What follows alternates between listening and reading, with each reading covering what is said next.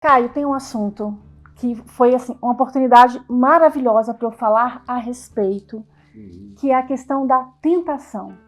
É um assunto que me intriga, é um assunto que me fascina, porque a gente vê o quanto que as pessoas se culpam e condenam as outras pela tentação. Parece que a tentação por si só já é algo errado.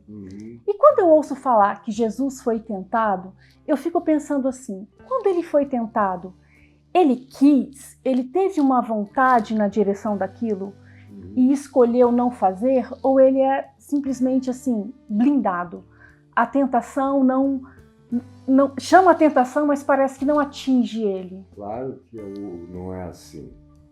Lá na Epístola aos Hebreus diz que ele foi tentado em todas as coisas à nossa semelhança. Olha, assim, à nossa semelhança responde já a pergunta, porque é só olhar para si mesmo.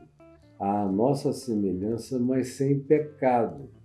Ou seja, não é que ele, porque foi tentado, a tentação dele era diferente, houvesse uma blindagem de qualquer natureza. Ao contrário, teve todas as implicações psíquicas da tentação, as implicações físicas, hormonais, de cada período da vida, a variedade toda das tentações humanas passaram pela mente dele, e até a Epístola aos Hebreus diz que se não tivesse sido assim, ele não poderia ser o sumo sacerdote, intercessor de todos os homens e de todas as condições. Então é tudo que eu já experimentei, experimentarei, vocês e qualquer um dos que estejam aqui com a gente, ele provou tudo, ele é o nervo exposto de todas as percepções e sensibilidades humanas. A diferença é a decisão que você toma em relação ao processo da tentação.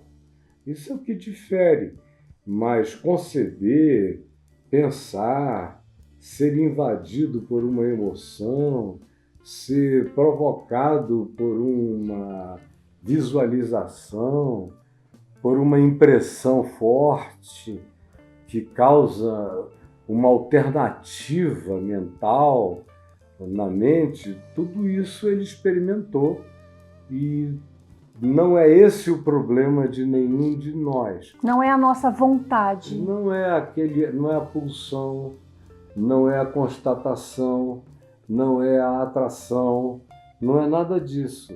É o concordar, é o ceder, é o associar-se à tentação, é o que começa a provocar o processo danoso e corrosivo na mente, que frequentemente nos leva até onde a gente não quer ir. É quando você começa a dar razão à tentação inconscientemente.